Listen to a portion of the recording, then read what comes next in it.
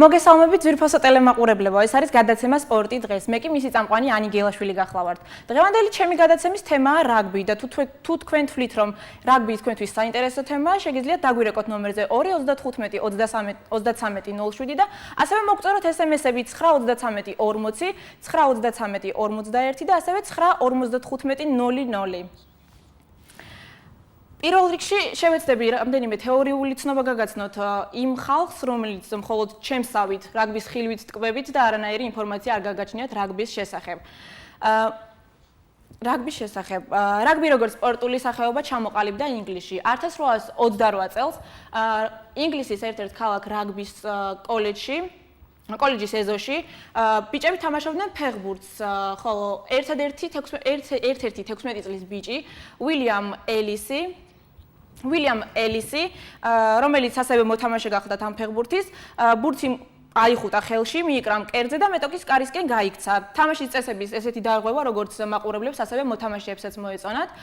მიუხედავად იმისა, რომ დაირღვა ფეხბურთის თამაშის წესები, ამით ჩაიყარა საფუძველი რაგბის წამოწყებას. სწორედ ელისის სახელს ატარებს რაგბის მთავარი ჯილდო მსოფლიო თასი. მიუხედავად იმისა, რომ დღესდღეობით ეს ცნობები უარყოფილია.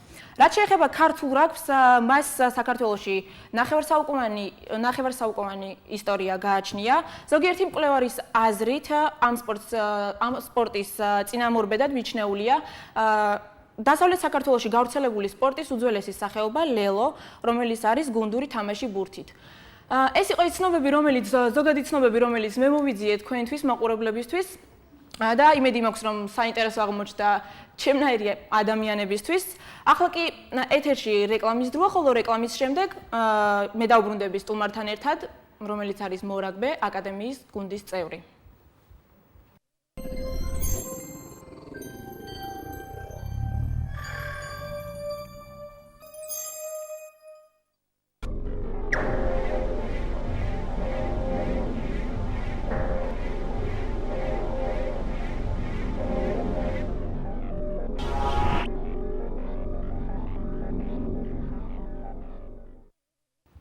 ჩვენ დავბრუნდით პირდაპირ ეთერში, კიდევ ერთხელ მოგესალმებით. სანამ სტუმარს მოვიწვევდე გადაცემაში, კიდევ ერთხელ შეგახსენებთ სტუდიის ნომრებს. შეგიძლიათ SMS-ები მოგწეროთ 933 40 933 41 955 00 და ასევე დაგვირეკოთ 295 33 07. ახლა კი სტუდიაში მოვიწვევ სტუმარს ვასო გიგაურს, რომელიც არის აკადემიის გუნდის წევრი. მოგესალმებით. პირველ რიგში, მადლობას გადაგიხდი გადაცემაში მობრძანებისთვის, მადლობა რომ გამონახე დრო და გვეწვიე სტუდიაში. როგორც ვიცი, სტუდენტი ხარ. პირველი კითხვა იქნება, სად სწავლობ? მე ვსწავლობ საქართველოს დავით აღმაშენებლის სახელობის უნივერსიტეტში, მეორე კურსზე გადავედი. რა ვიცი. რამდენი წლის ხარ და რამდენი ხანია რაც ამ სპორტით ხარ დაკავებული? ესე იგი 18 წლის ვარ, 3 წელია უკვე ვარ ამ სპორტით დაკავებული და ახლაც ვაგრძელებ ჩემს კარიერას. ძალიან კარგი. სანამ მორაგბე გახდებოდი, რამდენად ჯანსაღი ცხოვრების წესით ცხოვრობდით? ანუ შენი ნიკოტინთან და სასმელთან დამოკიდებულება მანამდე სანამ ამ სპორტში იქნებოდი? ანუ მანამდე სანამ რაგბს დავიწყებდი, 9 წელი ვცეკვავდი ფეხბურთში, ან სამ ფეხბურთში. ვცდილობდი რომ არ მომეწია, არ დამელია, ყველანაირად ჯანმრთელ ცხოვრებას მივდევდი. შემდეგ დავიწყე რაგბი და ახლაც ისე ვცხოვრობ, რომ ჯერ არ მაქვს მოწეული სიგარეტი, ნიკოტინს არ ვიკარები. ძალიან კარგი და რა იყო мотиваცია იმისა, რომ ცეკვიდან გადახვედით პირდაპირ რაგბზე? ერთი ჩემი მეგობარი აკადემიის მოთამაშე ისიც მთხოვა რომ წავსულიყავ მიყურებინა რაგბისთვის. თავიდან რომ უყურე, ძალიან მომეწონა, მანამდეც უყურებდი, მაგრამ ეს საქართველოს ნაკრების თამაშებს ისე ახლოდან არ მქონდა ტელევიზიით მარტო. ძალიან მომეწონა რაგბი და დავინტერესდი რაგბით, შემდეგ უთხარი ჩემს მეგობარს რომ მივიყვანე თავის გუნდში. შემამოწმა ტრენერმა. ადვილი იყო თუ არა გუნდში გაწევრიანება თქვენთვის?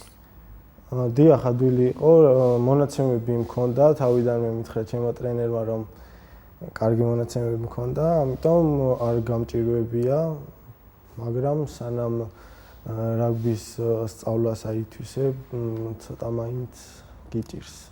მეც ძალიან დიდი მაყურებელი ვარ, გულშემატკივარი ვარ რაგბის, მაგრამ სამწუხაროდ არ ვიცი არც ერთი წესი. მაგრამ სიმართლე გითხრათ, წესებზე მეტად მაინტერესებს რაიმე განსაკუთრებული მოვალეობები და ვალდებულებები თუ გააჩნიათ თვითონ რაგბისტებს. რა თქმა უნდა, პირველ რიგში რაგბისტის და სპორტსმენის მოვალეობაა, რომ ჯანმრთელი ცხოვრებით იცხოვრობს, სიგარეტთან დამოკიდებულება უარყოფითი უნდა ქონდეს, რა თქმა უნდა, სასმელთანაც, მაგრამ სიგარეტი უფრო ცუდია რაგბისტისთვის, თან მით უმეტეს, იმიტომ რომ ნეებს დიხანიისთვის არის ცუდი და რა ვიცი. კიდევ ერთ მაინტერესებს, როგორი დამოკიდებულებაა მწვრთნელსა და თვითონ მორაგბეებს შორის, თუნდაც თქვენი გუნდის მოთამაშეებს შორის. ძალიან კარგი დამოკიდებულებაა, ესეც უნდა იყოს, რადგან მოთამაშეს პირველ რიგში სტიმული უნდა მისცეს მწვრთნელმა. რა თქმა უნდა, მწვრთნელი იღებს დიდ მონაწილეობას თამაშში, თუნდაც იმ გამხნევებით, თუნდაც ის დარიგებებით, ცდილობს, რომ მუდმივად ყურადღების ცენტრში იყოს, აკონტროლოს გუნდი და დაეხმაროს ყველანაირად, როგორც შეძლებს. ძალიან გამიხარდა, მე ვერც კი წარმოვიდგენდი, რომ რამე ოფიციალური ურთიერთობის იქით არსებობდა მწვრთნელსა და მოთამაშეებს შორის ზუსტად ამ რაგბში რაღაც დამოკიდებულება, იმიტომ რომ რაღაც უხეში სპორტია და მგონია, რომ ასეთი უხეში ურთიერთობები აქვს თვითონ როგორც მოთამაშეებს ერთმანეთთან, ასევე მოთამაშეებს მწვრთნელთან. რადგან უკვე უხეში სპორტი ვახსენე, არაერთხელ მიყურებია ქართული რაგბისთვის, სადაც ასე რომ ვთქვათ, თაობის სამტრობდნენ ერთმანეთს, ანუ ბევრია ჩხუბი თამაშის შემდეგ. ყოფილა თუ არა თქვენს შემთხვევაში ისეთი ექსესები, ანუ ასეთი ჩხუბები თამაშის შემდეგ, გარჩევები და რაღაც ასე შემდეგ? თამაშის შემდეგ არანაირი გარჩევა არ ყოფილა, ანუ რაც სტადიონზე ხდება, ისვე სტადიონზე რჩება. კი, რა თქმა უნდა, ჩხუბები არის, ბევრ შემთხვევაში ხდება ჩხუბი, მაგრამ ეს ჩხუბი იქვე მოგვარდება, იქვე გაიგო და სტადიონის გარეთ არ გადის. რაც შეეხება უხეში შეიძლება იმ შემთხვევაში ჩაითვალოს, სანამ რაგბისტი კარგად ისწავლის თამაშს, რადგან როცა არ იცის თამაში, შეიძლება არასწორი დაჯახებით ძალიან დიდი ტრავმა მოვიდეს, მაგრამ შემდეგ უკვე სწავლობს ამ ყველაფერს და ეჩვევა, ეგუება. არის თუ არა რამე სერიოზული დაზიანებები თამაშის შემდეგ? რა თქმა უნდა, არის მოტეხილობები არის ძალიან ბევრი, ტრავმები, ხელის ამოვარტყმები, მაგრამ ყველანაირად ვცდილობთ, რომ ავიტანოთ, მიეჩვიოს რაგბისტი. თამაში შეიძლება მოიტეხო, მაგრამ მარტო მაგის გულისთვის არ უნდა დაანებო, რა თქმა უნდა, თავი რა აქვს. პირიქით სტიმული უნდა გქონდეს, რომ უფრო მეტი და მეტი ითამაშო, შეეჩვიო და რა თქმა უნდა, სიამოვნება მიიღო რაგბისგან. ყველაზე რთული რომელ პოზიციაზეა თამაში და პირადად შენ რომელ პოზიციაზე თამაშობ? ჩემთვის ალბათ ყველაზე რთული შერკინება იქნებოდა, რადგან მე ვარ ხაზის მოთამაშე. შერკინებაში გჭირდება უფრო მეტი ძალა, უფრო მეტი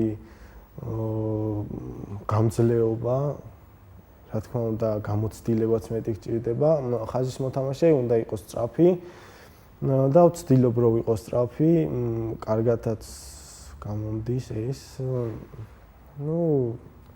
თამაშის გამოცდილებაც საჭიროა, მაგრამ სისწრაფე უფრო მნიშვნელოვანია. რამდენად ხშირად გაქვს თამაშები? ესე იგი, ყოველ კვირას იმართება თამაშები. ყოველ კვირას არის, მაგრამ არის ისეთ შემთხვევები, რომ მეგობრული თამაშები, ახანაგური თამაშები გვიწევს და კვირაში ორჯერ, სამჯერ შეიძლება გაიმართოს. რა ანგარიშით მთავრდება ხოლმე უმეტესად თქვენი თამაშები? ჩვენი თამაშები უფრო ხშირად მოგებით ვამთავრებდით. ანუ ახლა შესვენება გვაქვს, ახლა ვეღარ ვახერხებ თამაშებს, მაგრამ როდესაც თამაშობდით, ვცდილობდით რომ მოგვეგო მაქსიმალურად. კიდევ ერთხელ დაუბრუნდები თუ შეიძლება შენს ბავშვობას. ანუ იყავი მოცეკვავე და შემდეგ ახსენე მხოლოდ მეგობარი. ანუ მხოლოდ მეგობარი იყო თუ არა ის სტიმული, ანუ არის მშობლებისგან ხომ არ ქონია რაიმე ბიძგი, იმისა რომ გამختارიყავი მორაგბი მიგეტოვებინა ის რასაც დიდი ხანი აკეთებდი, ანუ მაგალითად ცეკვა, რასაც შენ. ალბათ ჩემთვის უფრო მნიშვნელოვანი რაგბი იყო, რადგან გადავწყვიტე ცეკვის დანებება და გავყვევი რაგბს. ну მშობლებისგანაც რა თქმა უნდა მოდიოდა ეს სტიმული და ხარში დგომა რომ რაგბისთვის რაგბი მეთამაშა. ну ბავშვობა ჩემი თავიდან ალბათ ბავშვური გადაცება იქნებოდა ეს ცეკვა, ჩამოყალიბებული გონება უფრო სხვა არის. როდესაც წამოვიზარდე, დამაინტერესა რაგბამა და გავაგრძელე რაგბი. როგორ ფიქრობ, დიდი ხანი გაყვები ამ სპორტს? რა თქმა უნდა, მომავალზე ვფიქრობ, წინსვლაზე. ვცდილობ, რომ წინ და წინ გავიწიო და უფრო მეც მივახციო. ხომ არ ფიქრობ, რომ ესეც ბავშვური გადაცებაა? არა მგონია, რადგან უკვე 3 წელია და უფრო მიზიდავს და მიტაცებს რაგბი. ვცდილობ, რომ მოემზადო ფიზიკურადაც და არ მგონია გადაცემა იყოს. ძალიან კარგი. ცოტა პირად ცხოვრებასაც შევეხოთ. სპორტსმენებს უმეტესად, როდესაც დაოჯახების გადაწყვეტილებას იღებენ, მოყავთ ცოლად მოდელები. ასე რომ ვთქვათ და ხომ არ არის ისეთი პიროვნება თქვენ ცხოვრებაში? რა თქმა უნდა არის ყავს შეყვარებული, არის მოდელი ისიც, ფოტომოდელი, ანუ რა ვიცი, შეიძლება ჩვევათაც არის ეს რაგბისტების, მაგრამ არა მარტო რაგბისტების, მე მგონია ყველა სპორტსმენის, უმეტესად სპორტსმენების. არის შემთხვევა. ახლა კი ზარია ეთერში, გთხოვთ მაყურებელს პირდაპირ ეთერში ხართ? ალო, გამარჯობათ. მოგესალმებით. კონსულტანტთა შეკითხვა არ მექნება, მაგრამ გირეკავთ იმისათვის, რომ აღმართოვანებელია ჩემთვის ნამდვილად, რომ გოგონა მიყავთ გადაცემა სპორტზე, ეს გამონაკლისია ნამდვილად და მივესალმებით თქვენს პირველნაბიჯს და წარმატებებს გისურვებთ. ძალიან დიდი მადლობა ზარისთვის, გაიხარეთ. მე კი გადმოვალ ისევ ჩვენ სტუმართან და გაგრძელე შენი პირადი ცხოვრების მოყოლა, ასე რომ ვთქვათ. ამბის თხრობა. ну აქვს თუ არა რაიმე უახლოესი გეგმები დაოჯახებასთან დაკავშირებით? ჯერჯერობით დაოჯახებასთან დაკავშირებით გეგმები არ მაქვს, უბრალოდ შეყვარებული მყავს, მაგრამ ვფიქრობ მომავალზეც, რა თქმა უნდა.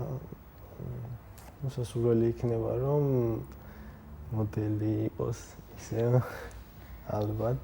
ну ეს ერთგვარი ჩვევად შეიძლება აღვიქვათ სპორტსმენების ჩვევად, რომ მოდელი ცოლი უნდა ყავდეს აუცილებლად სპორტსმენს. ბაზიტყობა სიამაყის მომენტიც არის, იმიტომ რომ რადგან სპორტსმენები თვითონ წარმატებული ხალხია და ცნობადი ხალხი არის ყველასთვის, მოდელებიც ასევე დიდად წარმატებული არიან თავიანთ საქმეში და ალბათ მე რა ვიცი, უბრალოდ ასე აღვიქვამ ამ ფაქტს, რომ პოპულარულს ეძებს.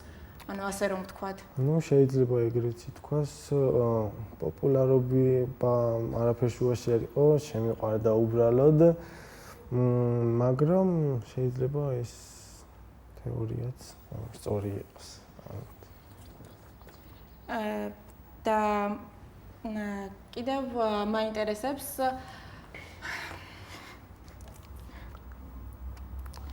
რამდენად ხშირად გაქვთ თამაშები უცხოეთში, ანუ დადიხართ თუ არა?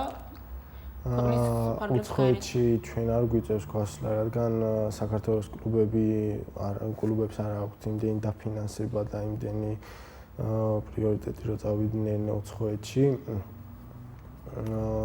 საქართველოში ტარდება ძირითადად ჩვენი თამაშები სხვადასხვა კუთხეებში. ეს უცხოეთში დადიან საქართველოს ნაკრებში ყოფი ხალხი, ანუ ირჩევენ სხვადასხვა გუნდებიდან, იკრიბება ნაკრები და შემდეგ მიდის უცხოეთში ეს ნაკრები. ვიცით, ჩემი დიდი სურვილი იქნება, რომ ჩვენ კლუბებსაც მისცენ იმდენი დაფინანსება, დააფინანსონ ისე, რომ მოახერხონ უცხოეთში წასვლა, ამით საქართველოს რაგბი უფრო განვითარდება. სტიმული მიეცემათ ბავშვებს, რომ ითამაშონ, ჩასახ ცხოვრებას გაყვნენ. თუ მიეხედება ესე ამ სპორტის სახეობას, ძალიან მოხარული ვიქნები მეც და რა თქმა უნდა ყველა არის. ანუ შეგვიძლია მივმართოთ ამ საკითხში კომპეტენტურ პირს პირდაპირ ეთერში და ვთხოვოთ, რომ მეტი ყურადღება გამოიჩინონ ახალგაზრდა მორაგბეების მიმართ, რათა მათ უფრო მეტ წარმატებას მიაღწიონ და მათთვის ყოველგვარი ქალაქიდან გასვლა თუ ქვეყნიდან გასვლა იყოს იმის სტიმული, რომ საუკეთესო მორაგბეები აღიზრდებიან საქართველოში. კიდევ რა მაინტერესებს, არის თუ არა პირადად შენთვის პერსპექტიული უცხოეთში თამაში. ანუ დიახ, რა თქმა უნდა, რადგან უცხოეთში არის უფრო მეტი დაფინანსება, უფრო მეტად აქცევენ ყურადღებას რა აქვს. ჩვენი რაგბისტების უმრავლესობაც უცხოეთში თამაშობს, რადგან საქართველოში არ არის იმის შესაძლებლობა და საშუალება, რომ ითამაშონ ისეთი რაგბი, როგორცაც უცხოეთში თამაშობენ. მე ძალიან მოხარული ვარ იმით, რომ ეხლა უკვე შენდება სტადიონები, მიექცა უფრო ყურადღება რა აქვს, ალბათ დაფინანსებასაც გაგვიზრდიან. და რა ვიცი. პირდაპირ ეთერში ზარია, ვთქვი მაყურებელს, თქვენ პირდაპირ ეთერში ხართ? მოგესალმებით, მოგესალმებით, რომ ძალიან მომწონს თქვენი გადაცემა და კითხვა მაქვს თქვენ სტუმართან, აქვს თუ არა ინფორმაცია, უახლოეს მომავალში გაიმართება თუ არა თამაში, თქო საქართველოს ახალგაზრდული ნაკრები შეხვდება თუ არა რომელიმე უცხოურ გუნდს და აქვე მაქვს კიდევ ერთი შეკითხვა, აპირებს თუ არა საზღვარგარეთ თამაშის გაგრძელებას თქვენი სტუმარი და ამისთვის რას აკეთებს, რადგან როგორც თვითონ ახსენა, არ არის ისე შექმნილი საქართველოში ის პირობები, რომ თუ თქვა არ არის მორაგბე ნაკრებში აყვანილი, თვითონ როგორ შეუძლია, რომ ეს თქვა გზა გაიკვალოს. მადლობა შეკითხვისთვის. რაც შეეხება საზღვარგარეთ თამაშს, მე ვცდილობ, რომ უფრო კარგად დავხვეწო ჩემი თამაში და საზღვარგარეთ მიმიღონ გუნდში. პირველ რიგში საზღვარგარეთ თამაში იმაში გვეხმარება, რომ ანუ იქ არის ხელფასები, რითაც მორაგბე თავის გატანას ცდილობს, თუნდაც ის დანამატები, რომელებიც მორაგბეს სჭირდება, ხარჯები სჭირდება იმ დანამატებს, კვებაც რა თქმა უნდა. საქართველოში თამაში არ არის ცუდი, მაგრამ უკეთესი იქნებოდა საზღვარგარეთ კიდევ უკვე თამაშა, რადგან დაფინანსება უფრო მეტი აქვს. რა ვიცი, მე აქვე შეგეკითხები, გაქვთ თუ რაღაც პრემიები თუნდაც მოგებული თამაშის შემდეგ, რადგან უფრო მეტად ჩახედული პირადად მე ფეხბურთში ვარ და როგორც ასეთი, თუნდაც მინი გუნდები, თუნდაც რაღაც რეგიონის გუნდები, როდესაც თამაშს გამართავენ მოგების შემდეგ, რაღაც პირადი პრემიები აქვთ ხოლმე ფეხბურთელებს და გუნდებს აქვს პრემიები, ანუ როდესაც საქართველოს თამაშს მოიგებ, ანუ საქართველოში გამართულ თამაშზე პირველი გახვალ, რა თქმა უნდა გერიცხება პრემიები,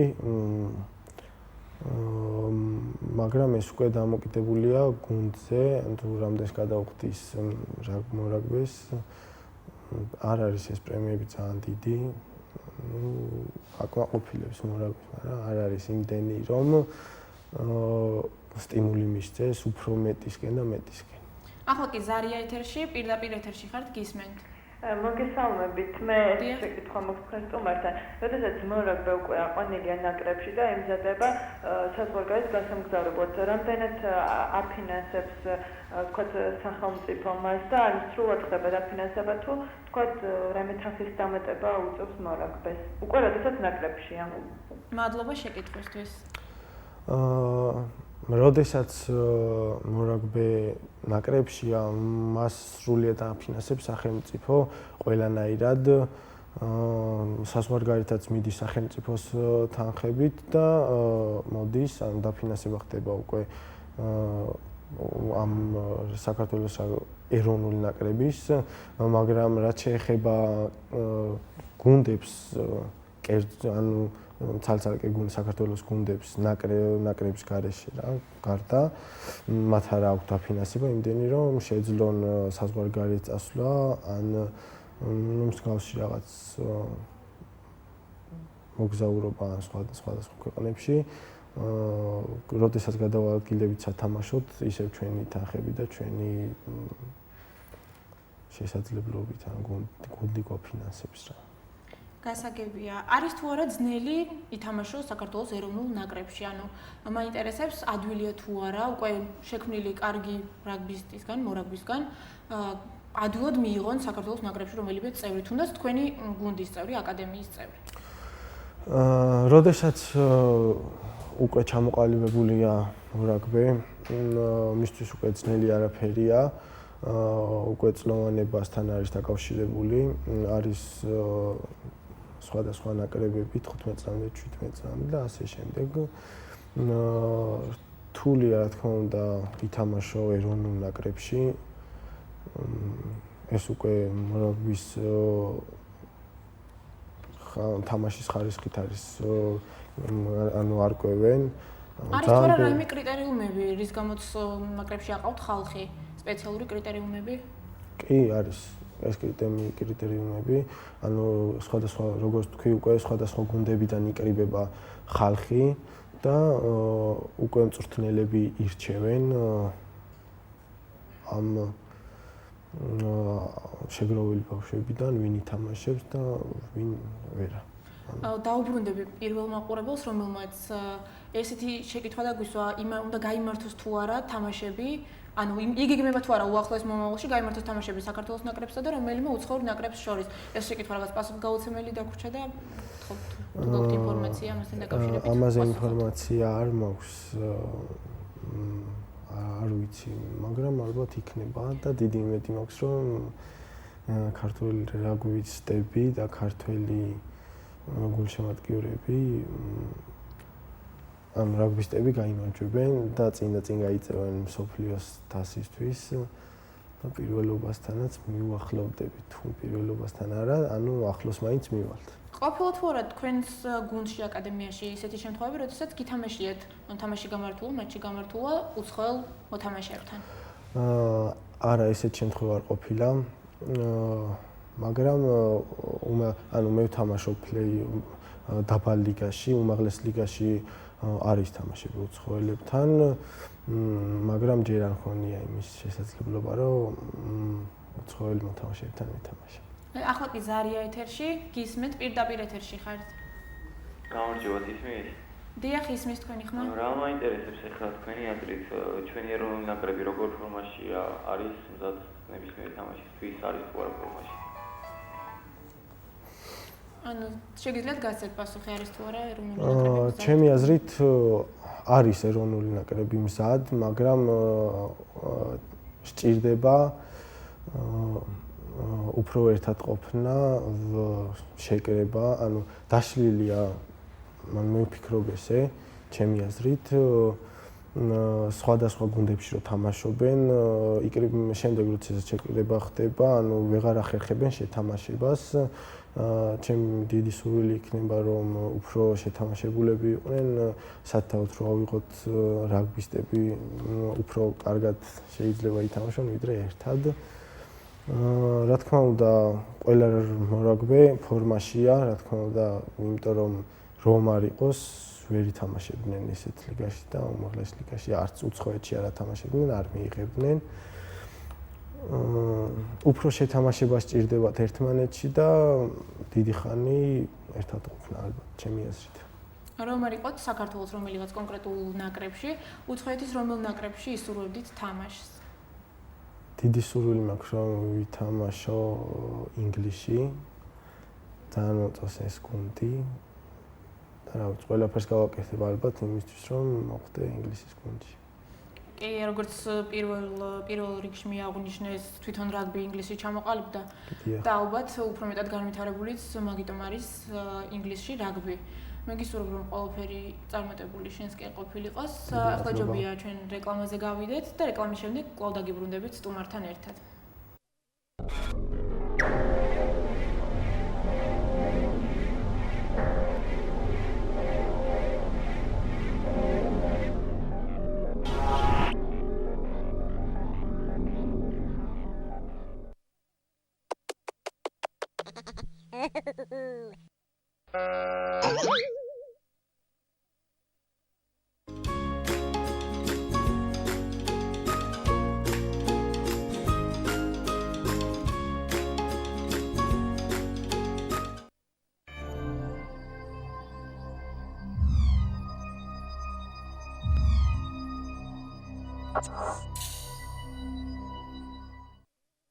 ჩვენ დაგიბრუნდით. შეგახსენებთ, რომ ეთერშია გადაცემა სპორტი დღეს. მე კი კვლავ შეგახსენებთ ტელეფონის ნომერს, რომელზეც შეგიძლიათ თქვენ დაგვიკავშირდეთ და თქვენთვის სასურველი კითხვები დაგვისვათ. ეს არის ნომერი 295-33-07 და ასევე მოგწეროთ SMS-ები 933-40, 933-41, 955-00. მე კი შეგახსენებთ, რომ სტუმრად გვყავს ვასო გიგაური აკადემიის მორაგბე და კვლავ გადავალ მასთან კითხვებით. რომ იყო მწვრთნელი, აღზრდიდი თუ არა მორაგბეებს სხვა რაიმე ტაქტიკით? მეთოდებით. რა ვიცი, მე რო ვიყო მწვრთნელი, ალბათ ჩემი ტაქტიკა მექნებოდა, თუნდაც იმ ვარჯიშების, თუნდაც იმ თამაშების. ნუ რა თქმა უნდა, აღზრდიდი ჩემი ტაქტიკით, ვავარჯიშებდი ალბათ უფრო მეც, მოვითხოვდი უფრო მეც. ნუ ცოტა სიმკაცრეც საჭიროა. რა თქმა უნდა, მწვრთნელისგან, თუ გინდა რომ ბავშვი აღიზარდოს ძლიერი რაგბისტი, რა ვიცი, კი, მექნებოდა ჩემი ტაქტიკა, ანუ სხვა განსხვავებული ტაქტიკით ვასწავლედი. და ანუ ფიქრობ, რომ უფრო წარმატებული იქნებოდა შენეული მეთოდები? რა თქმა უნდა, ვფიქრობ, რომ წარმატებული იქნებოდა, რადგან წარმატებლობის გარეშე, რა ვიცი, ბავშვებს არ ავიყვანდი, ან არ აღზრდიდი, ან რა ვიცი. რა რჩევას მისცემდი დამწყებ მორაგბეებს, რომელსაც ძალიან დიდი სურვილი აქვთ, რომ გახდნენ თუნდაც ეროვნული ნაკრების მოთამაშეები, ან მიაღწიონ რაღაც მწვერვალებს რაგბში? რა თქმა უნდა, არასოდეს არ უნდა დანებდე არც იმ ტრავმას, არც თუნდაც იმ ჩხუბს. პირველ რიგში იმ რჩევას მივცევდი, რომ ეცადონ ალკოჰოლის და ნიკოტინისგან უფრო შორს დაიჭირონ თავი, იცხოვრონ ჯანმრთელი ცხოვრებით, რაც შეიძლება მეტი ივარჯიშონ და შემდეგ უკვე არ დანებდნენ და ისწრაფონ პირველობისკენ. გასწავლო თუ არა რაგბმა ცხოვრება? რა თქმა უნდა, რაგბი არის ცხოვრების წესი, მეგობრობა, გვერდში დგომა, ну, სხვადასხვა ეს კრიტერიუმით განისაზღვრება. რა თქმა უნდა, გასწავლის ცხოვრებას, გუნდურ თამაშს, ანუ ერთად ყოფნას, ერთად თამაშს. თუნდაც იმ მეგობრობას, თუნდაც იმ გვერდში დგომას, რა თქმა უნდა, რაგბი არის ცხოვრების წესი. ბოლო შეკითხვასაც დაგისმევ და რას უსურვებს საქართველოს ნაკრებს? რა თქმა უნდა, უსურვებ პირველობას და ერთად ყოფნას, ანუ რაც შეიძლება დიდი დრო ყოფილიყვნენ ერთად, რათა შეთამაშებული ყოფილიყვნენ. მადლობას გიხდი, რომ იყავით ჩვენი სტუმარი. მე კი ვფიქრობ, რომ საჭირო რჩევები მოგცათ დამწყებ მორაგბეებს, ჩვენმა სტუმარმა. ასევე გისურვებთ წარმატებას, ყოფილიყავით პირველები რაგბში. მე კი გემშვიდობებით, მომავალ შეხვედრამდე.